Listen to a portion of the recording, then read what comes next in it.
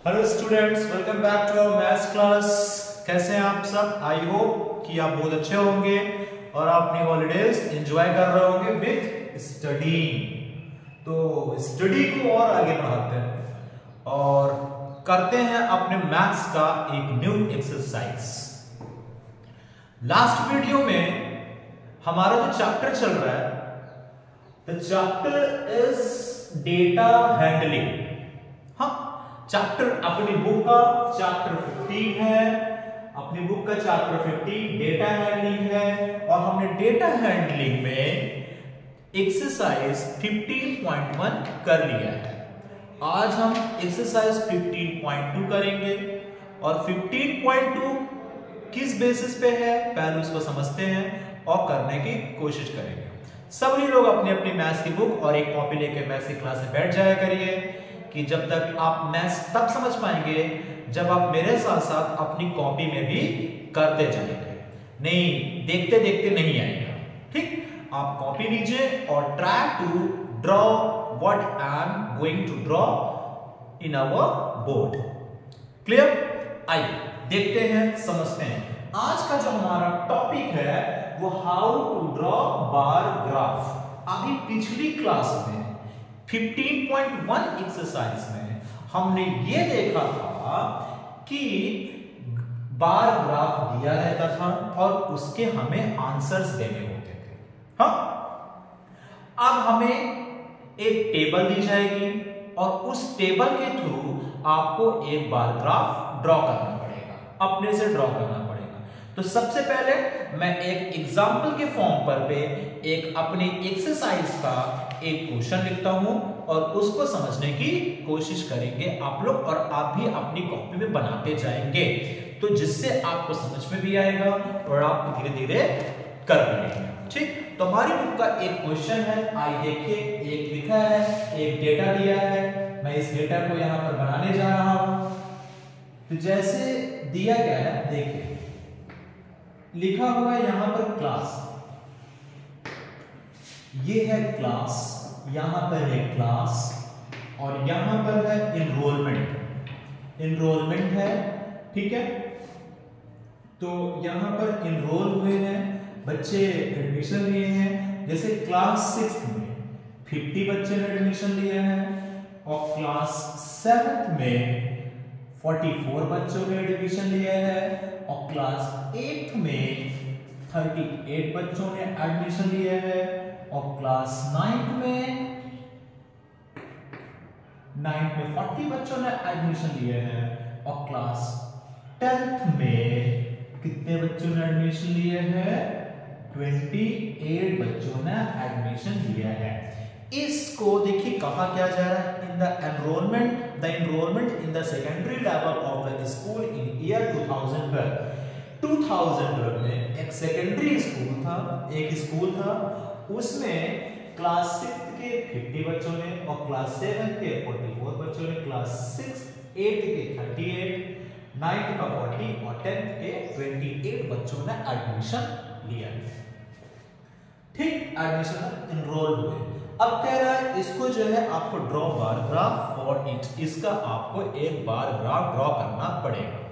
तो bar graph को draw करने के लिए आपको एक बार ग्राफ की कॉपी लेनी पड़ेगी।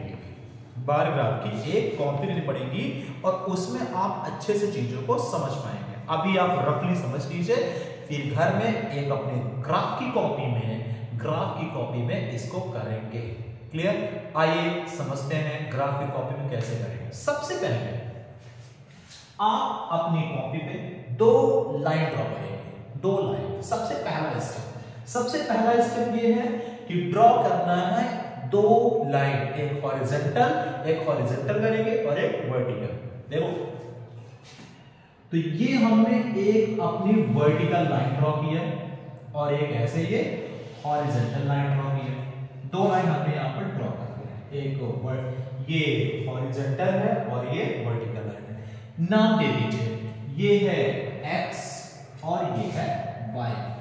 हमेशा आप x जो हॉरिजॉन्टल होगी उसको x बोलेंगे और वर्टिकल को y बोलेंगे। अब क्या करना है आपको? अब आपको जो ये वाला डेटा है ये एक्स एक्सिस पे रिप्रेजेंट करना पड़ेगा। तो ये क्या होगा, ये है क्या, ये क्लास। तो एक्स एक्सिस पे क्या करने जा रहे हैं, पहले ये लिख दीजिए, मार्क कर दीजिए कि ये क्या है बेटा, क्लास। और y एक्सिस पे क्या दिखाने जा रहे हैं यहाँ, ये बताना पड़ेगा कि हम x में क्या दिखा रहे हैं और y पे क्या इंडिकेट कर रहे हैं। x में हम दिखाएंगे ग्राफ दिखाएंगे और y में हम दिखाएंगे एनरोलमेंट या नंबर ऑफ स्टूडेंट या नंबर ऑफ एनरोलमेंट। तो हम नंबर ऑफ स्टूडेंट लिख देते हैं, यहां लिख देते हैं नंबर ऑफ स्टूडेंट।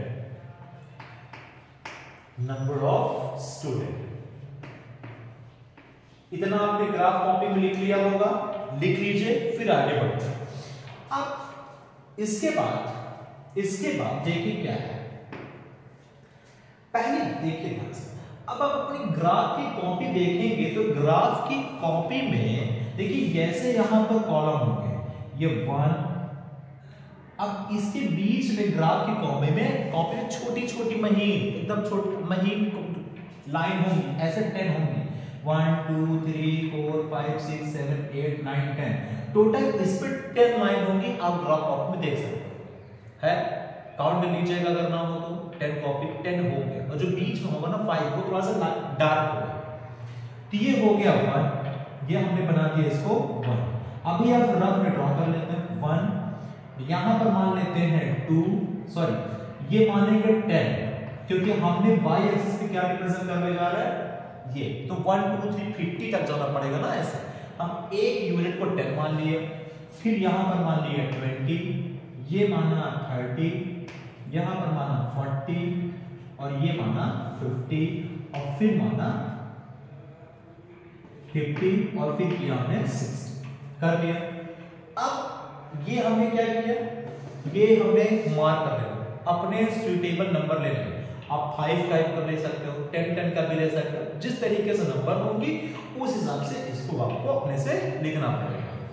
दूसरी बात, अब आइए क्लास में 20 और 10 के बीच में बीचों बीच ये क्या होगा, 20 और 10 के बीच में क्या आता है 15, तो यहां पर होगा 15, यहां पर क्या होगा बीचों बीच में 25, यहां पर क्या होगा 35, यहां पर क्या होगा, ये ग्राफ में बना होगा ये 45 और ये 55, ऐसे चीजें होंगी। ठीक, आइए देखते हैं पहले 6th में क्या कह रहा है 50, तो 50 वाला कहां पर है, क्लास 6 में 50 एनरोलमेंट हुए हैं, तो 50 आई थिंक ये है, तो 50 नंबर पे आप जाइए और एक स्केल लीजिए, स्केल से 50 से जाती हुई एक आपको ऐसे बार बना देना है, इसको कहते हैं हम बार, इसीलिए इसको कहते हैं बार ग्राफ बोलते हैं। और ये जो बार बनाने से पहले इनको ध्यान रखना है कि इनकी विड्थ छोटी बड़ी नहीं होनी चाहिए, सभी बार सेम होने चाहिए, सेम विड्थ होनी चाहिए। तो इसको हम शेड कर देते हैं अपने चौक से, ये हमने अपने चौक से इसको शेड कर दिया। ये किस क्लास के थे, क्लास 5, तो लिख दीजिए, सॉरी क्लास 6, ये 6 हो गया। कोई प्रॉब्लम यहां तक ड्रॉ हो गया, ड्रॉ कर लीजिए। इसके बाद देखिए कि क्लास 7 में कितने बच्चे हैं बेटा, 44 है। तो ये 50 बच्चे थे इसमें, अब 44 कहां पर आएगा, देखिए 44 कहां पर आएगा, ये 40 है और ये 50 है, बीचों बीच क्या होता है 45 होता है। तो 45 से जस्ट 1 mm नीचे आप ग्राफ में देखिए दिखेगा, छोटे से नीचे आपको एक और लाइन दिखेगी, उसको कहेंगे 44। तो ये यहां पर, ये तो बीच की होगा, ये नीचे से छोटी सी यहां से लाइन, तो ये एक लाइन जाएगी, ये ऐसे, ये बना लीजिए क्या बेटा, ये हमारी दूसरा ग्राफ बन गया, जिसे दूसरा बार बोलेंगे, ये बार है, ये किस क्लास को रिप्रेजेंट कर रहा है, क्लास 7 है, तो ये क्लास 7। अब क्लास 8 में कितने 38 बच्चे हैं, क्लास 8 में 38 कहां पर आएंगे 38 बेटा, देखिए ये 35 है, 38 कहां पर होगा, आई थिंक इसके जस्ट तो यहाँ के इसके जस्ट करीब देखिए, मैं ये लाइन इसलिए ड्रॉ कर रहा हूँ कि मेरे पास ग्राफ नहीं है। अगर आप ग्राफ बनाएंगे तो ग्राफ में ये लाइन आपको मिलेगी, ठीक है। तो आपको यहाँ पर ये लाइन ड्रॉ करने की जरूरत नहीं होगी, केवल जो मैं बात बना रहा हूँ ये आपको ड्रॉ करने की जरूरत पड़ेगी। तो ये कितना था, ये था 44 था, ये लिख लीजिए 44 है और ये कितना है 38 है। इसके बाद ये कौन सी क्लास कहते हैं, ये था 8th क्लास। अब आइए 9th क्लास, 9th में कितना 40 तो साफ साफ दिख रहा होगा, ये है 40, इसी जस्ट ऊपर ये है 40, तो ये बना लीजिए 40 का ग्राफ बन गया, ये बना लीजिए 40 का, ठीक है। ये शेड कर दीजिए, ये बन गया 40 के बाद आते हैं किस क्लास है, क्लास लिख लीजिए, ये है क्लास 9, ये है क्लास 9। इसके बाद क्लास 10, क्लास 10 में कितने स्टूडेंट है 28, तो क्लास 8 के 28 बच्चे कहां पर होंगे, देखिए 25 ये है 30 है, 30 के नीचे ये ऐसे, ये ग्राफ, ये मैं डॉट डॉट लाइन इसलिए बनाया हूं क्योंकि मुझे मेरे पास ग्राफ नहीं है, आपके पास ग्राफ होगा तो ग्राफ में बनाएंगे तो ये आपको लाइन आपको वहां पर मिलेगी। तो ये क्लास 10 हो गया, ये कितने बच्चे हैं यहाँ पर 28। जब ये बन गया, ये हो गया पूरा, अब ये ग्राफ बन गया, अभी यहां पर कुछ ऊपर स्केल करना है, क्या लिखना है, आप ग्राफ में लिखना है स्केल। क्या स्केलिंग की आपने, स्केल क्या था, दो एक्सिस थे आपकी, थी एक एक्स एक्सिस थी, एक्स एक्सिस में आपने क्या रिप्रेजेंट किया, इसको दिखाना है। एक्स एक्सिस में दिखाया आपने नंबर ऑफ क्लासेस को दिखाया, आपने यहां पर दिखाया क्लासेस, और वाई एक्सिस में क्या लिखा आपने, वाई एक्सिस में आपने क्या किया, क्लासेस नहीं था, वाई एक्सिस में एक यूनिट का मतलब आपने क्या लिखा, एक यूनिट का मतलब हो गया 10 एनरोल्ड स्टूडेंट, तो लिखेंगे यहां पर 1 यूनिट इज इक्वल्स टू क्या बेटा, 1 unit is equals to 10 enrolled student, ये हो गया 10 एनरोल्ड स्टूडेंट हो गया। तो इस तरीके से जब इतना आप करेंगे तब आपका एक ग्राफ कंप्लीट माना जाएगा। क्लियर है? इस तरीके से हमने आपको एक एग्जांपल के थ्रू एक ग्राफ बना के दिखाया, और आप ऐसे ही आप और भी ग्राफ बना सकते हैं अपनी कॉपी पे, ठीक है। और एक ग्राफ बनाकर दिखाएं आपको, चलिए अब हम उसको जल्दी जल्दी करेंगे और आप भी मेरी तरफ मेरे साथ साथ जल्दी जल्दी उसको करेंगे।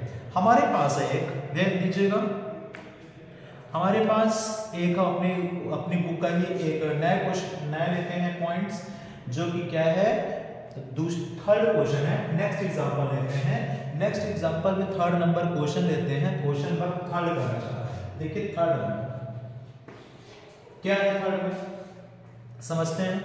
लिखा है फैक्ट्री है और प्रोडक्शन है, फैक्ट्री और प्रोडक्शन, ठीक। पहले इसको ड्रॉ कर लीजिए, फिर अगली क्लास में हम करवाते हैं उनको क्लास को। एक बार आप अपने घर में प्रैक्टिस करिएगा और अपने घर में इस तरीके से बनाने की कोशिश करिएगा।